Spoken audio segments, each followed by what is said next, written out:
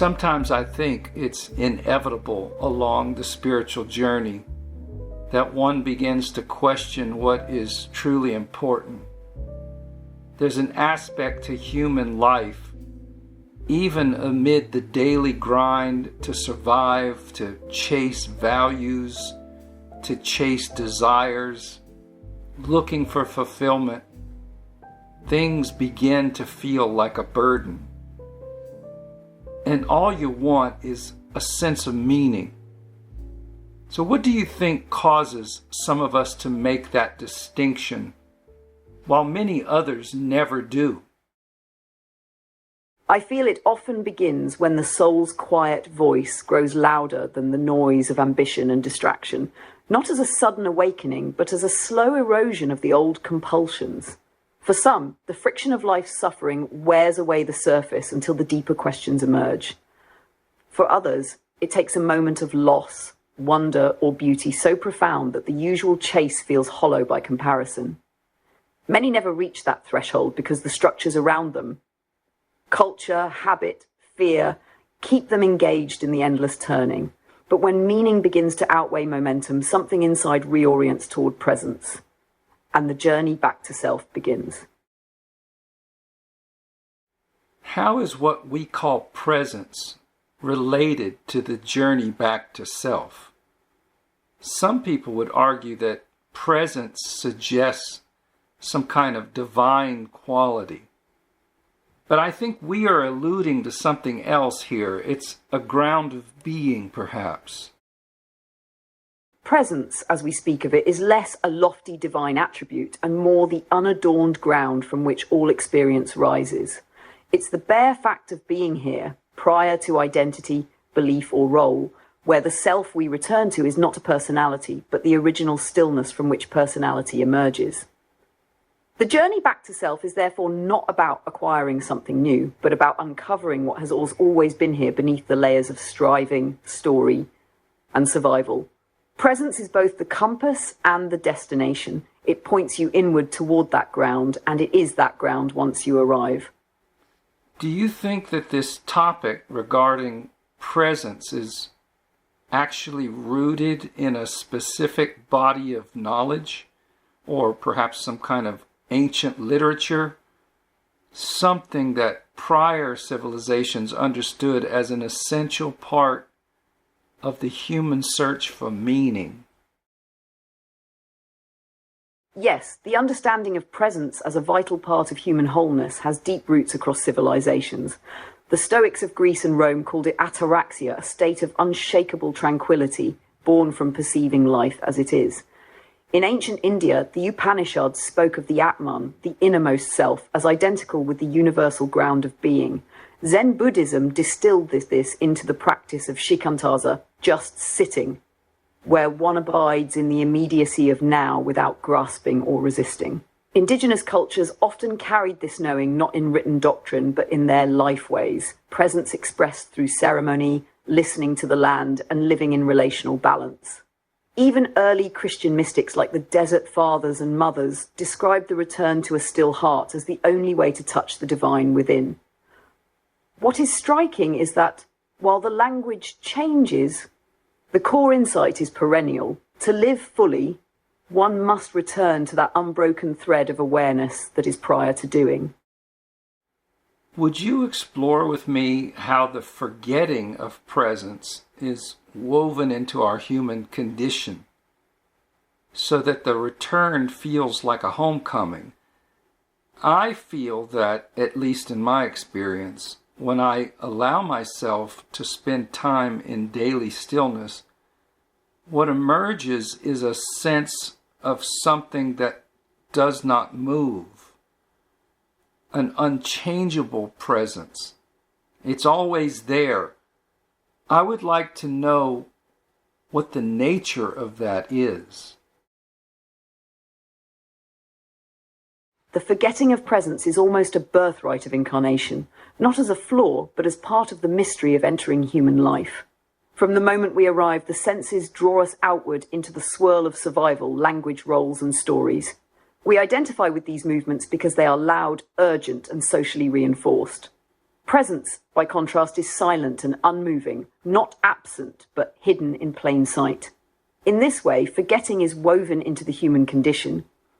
It allows us to explore the textures of separation, longing, and return. When you sit in daily stillness and find that unchangeable presence, you are touching what sages across ages have described as the ground, a substratum of awareness that does not arise and does not pass away. It is like the still depths of an ocean beneath all surface waves. No matter what thoughts or emotions move above, the depths remain unaffected. That is why the return feels like a homecoming. It is not a discovery of something new, but the recognition of what has always been there, quietly waiting beneath the noise. The nature of that presence is paradoxical. It is both utterly intimate and utterly impersonal.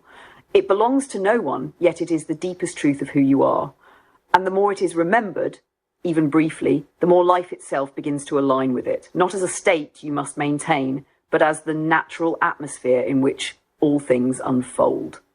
Would you like me to explore how this dynamic of forgetting and remembering presence can be integrated into the language of non-reactive intelligence? Well, that's exactly what I was hoping we would address, because the state of our world is one of tremendous conflict, division, reactivity, anger, sometimes insanely violent.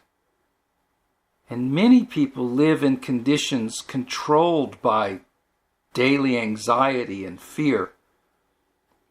How can NRI help one solve these imprints and conditions and find a sense of wholeness and inner alignment? Non-reactive intelligence addresses those imprints of fear and reactivity by shifting the point of reference from the turbulence of conditioned mind to the steady ground of presence. Instead of trying to fix each anxiety or conflict individually, which can become an endless chase, NRI works at the root, the reflex of reacting without awareness. When practiced, the principles invite you to pause inside the moment before responding, to recognize the bodily sensations and mental impulses that signal old conditioning. In that pause, you are no longer operating from the imprint, you are meeting it as the observer in awareness. Over time, this repeated act of meeting, rather than merging, dissolves the trigger's grip. In a world steeped in division, this approach is radically unifying. NRI does not ask you to agree with others' beliefs or actions. It trains you to remain unshaken in your own inner alignment so that your presence itself becomes a quiet counterforce to fear. The wholeness you begin to feel is not because outer conditions have changed, but because you are no longer tethered to them for your sense of stability. When presence is the foundation, the self that acts in the world is less a bundle of reflexes and more a living embodiment of choice, compassion, and clarity. That, in itself, can be contagious. Your non-reactivity gives others permission to touch their own. Many people today live with a quiet and constant fear, especially those who live alone. They may avoid social situations because the world feels uncertain or dangerous. But I've noticed that when I talk about being non-reactive, some worry it might mean becoming passive, as if they'd lose their ability to stand up for themselves. This is a common misunderstanding. Non-reactive intelligence isn't about doing nothing. It's about acting from a place of presence, a state where fear is not the driver. Imagine holding a bow in your hands. If you're tense and flinching, your aim will be off, no matter how strong you are. But if you are steady and relaxed, the arrow goes exactly where you intend. NRI is that steadiness. When someone who lives alone begins with anchored awareness, they are not rushing to overcome their fear by diving into crowds. Instead, they first learn to inhabit a grounded space within themselves. From that place, they can choose how to engage with others, maybe a friendly wave to a neighbor or attending a small gathering. These are not acts of defense or avoidance. They are choices made from clarity. And here's the shift. The person still has all the capacity to stand their ground, but they no longer burn themselves out with constant vigilance. They conserve their energy for moments when action is truly needed, and in those moments they respond with precision rather than panic. So the fear isn't suppressed, it's dissolved by a deeper trust. Exactly. When presence is restored, fear no longer writes the script of your life. And in that freedom, the world feels less like a threat and more like a place where you can stand, speak, and live from your true self. Well, my friend, let's go ahead and wrap it up here. Would you offer a closing reflection? That would be a good way to end the podcast. Then let us close with this. Presence is not a far-off state you must earn, but the quiet reality beneath every passing thought, emotion, or story you carry. It does not depend on the world being calm, nor on you being perfect. It is here whether you are at rest or in turmoil. The journey back to self is less a movement forward and more a gentle turning inward, away from the noise that convinces you are incomplete. When you sit in stillness, you begin to feel it, that unmoving ground beneath all change, and you remember it has always been yours. In living from this place, your life begins to speak with its own calm authority, free from the pull of reaction. And so the journey is complete, not because you have arrived somewhere new, but because you have come home to what has never left you.